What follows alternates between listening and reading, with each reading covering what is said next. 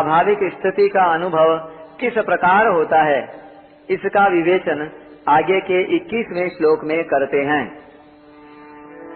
बाह्य स्पर्शेष्वसक्तात्मा वेदात्यात्मनि यत् सुखम् स ब्रह्म योग युक्तात्मा सुखमाख्यायामाश्नुते। बाह्य स्पर्श में आसक्ति रहित अंतःकरण वाला साधक आत्मा में जो सुख है उसको प्राप्त होता है। फिर वह ब्रह्म में अभिन्न भाव से स्थित मनुष्य अक्षय सुख का अनुभव करता है। व्याख्या। बाह्य स्पर्शेष्वसक्तात्मा परमात्मा के अतिरिक्त शरीर, इंद्रियां, मन, बुद्धि, प्राण आदि में तथा शब्द, स्पर्श आदि विषयों के संयोग जन्य सुख में जिसकी आसक्ति मिट गई है, ऐसे साधक के लिए यहाँ ये पद प्रयुक्त हुए हैं। जिन साधकों की आसक्ति अभी मिटी नहीं है पर जिनका उद्देश्य आसक्ति को मिटाने का हो गया है, उन साधकों को भी आसक्ति रहित मान लेना चाहिए। कारण कि उद्देश्य की दृढ़ता के कारण वे भी शीघ्र ही आसक्ति से छूट जाते हैं। पूर्व श्लोक में वर्णित प्रिय को प्राप्त होकर हर्षित और अप्रिय को प्राप्त होकर उद्विग्न नहीं होना चाहिए। ऐसी स्थिति को प्राप्त करने के लिए बाह्य स्पर्श में आसक्ति रहित होना आवश्यक है। उत्पत्ति विनाशशील वस्तु मात्र का नाम बाह्य स्पर्श है, चाहे उसका संबंध बाहर से हो या अंतःकरण से। जब तक बाह्य स्पर्श में आसक्ति रहती है तब तक अपने स्वरूप का अनुभव नहीं होता।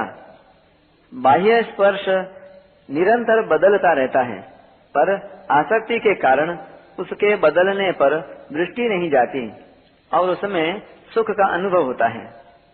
पदार्थों को अपरिवर्तनशील स्थिर मानने से ही मनुष्य उनसे सुख लेता है, परंतु वास्तव में उन पदार्थों में सुख नहीं है। सुख पदार्थों के संबंध विच्छेद से ही होता है। इसीलिए सुषुप्ति में जब पदार्थों के संबंध की विस्मृति हो जाती है तब सुख का अनुभव होता है। वहम तो यह है कि पदार्थों के बिना मनुष्य जी नहीं सकता, पर वास्तव में देखा जाए तो बाह्य पदार्थों के वियोग के बिना मनुष्य जी ही नहीं सकता। इसीलिए वह नींद लेता है, क्योंकि नींद में पदार्थों को भूल जाते हैं। पदार्थों को भूलने पर भी नींद से जो सुख, ताजगी, बल, निरोगता, निश्चिंतता आदि मिलती है वह जागृत में पदार्थों के संयोग से नहीं मिल सकती। इसलिए जागृत में मनुष्य को विश्राम पाने की, प्राणी पदार्थों से अलग होने की इच्छा होती है।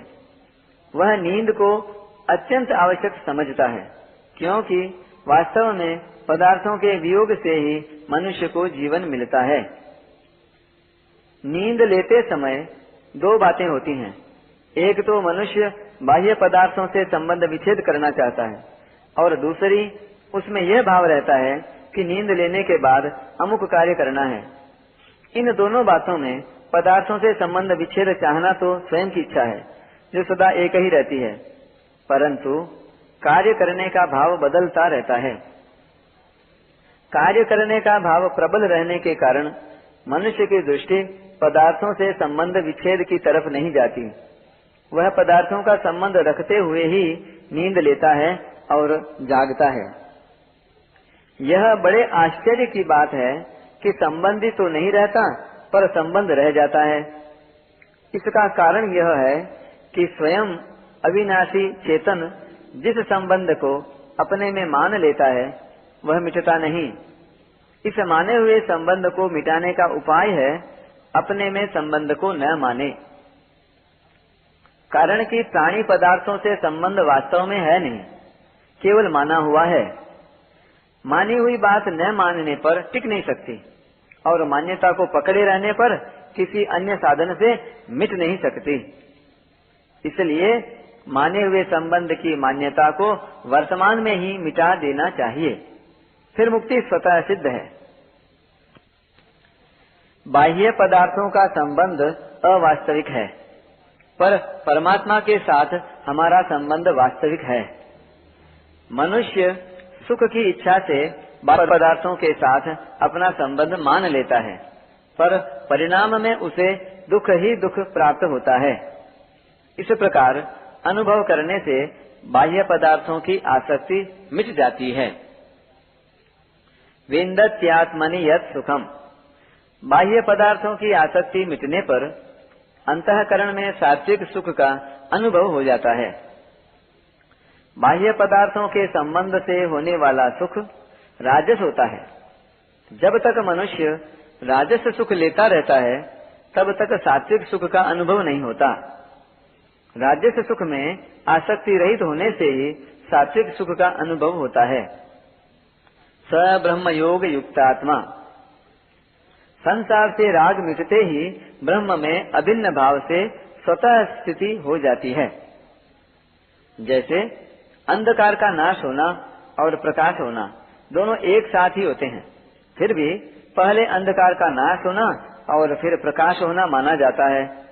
ऐसे ही राग का मिटना और ब्रह्म में स्थित होना दोनों एक साथ होने पर भी पहले राग का नाश बाह्य स्पर्शे सत्तात्मा और फिर ब्रह्म में स्थिति ब्रह्म योग युक्तात्मा मानी जाती है। जैसे 13वें अध्याय के पहले श्लोक में क्षेत्रज्ञ जीवात्मा के द्वारा अपने को क्षेत्र से, शरीर से सर्वथा अलग अनुभव करने की बात आई है, और फिर दूसरे श्लोक में क्षेत्रज्ञ के द्वारा अपने को परमात्म तत्व से सर्वथा अभिन्न अनुभव करने की बात आई है। ऐसे ही यहाँ पहले बाह्य स्पर्शेश सत्तात्मा पद से शरीर संसार से अपने को सर्वथा अलग अनुभव करने की बात बताकर फिर ब्रह्म योग युक्तात्मा पद से अपने को परमात्म तत्व से सर्वथा अभिन्न अनुभव करने की बात बताई गई है। भोगों से विरक्ति होकर सात्विक सुख मिलने के बाद मैं सुखी हूँ, मैं ज्ञानी हूँ, मैं निर्विकार हूँ, मेरे लिए कोई कर्तव्य नहीं है, इस प्रकार अहम का सूक्ष्म अंश शेष रह जाता है। उसकी निवृत्ति के लिए एकमात्र परमात्म तत्व से अभिन्नता का अनुभव करना आवश्यक है, कारण कि परमात्म तत्व से सर्वथा एक हुए बिना अपनी सत्ता, अपने व्यक्तित्व का परिच्छिन्नता या एक देशीयता का सर्वथा अभाव नहीं होता। सुखम क्षयम अश्नुते, जब तक साधक सात्विक सुख का उपभोग करता रहता है, तब तक उसमें सूक्ष्म अहम, सूक्ष्म परिच्छिन्नता रहती है।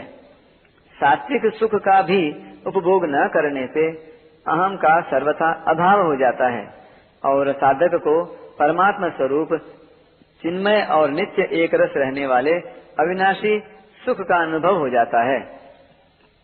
इसी अक्षय सुख को आत्यंतिक सुख, अत्यंत सुख, एकांतिक सुख आदि नामों से कहा गया है।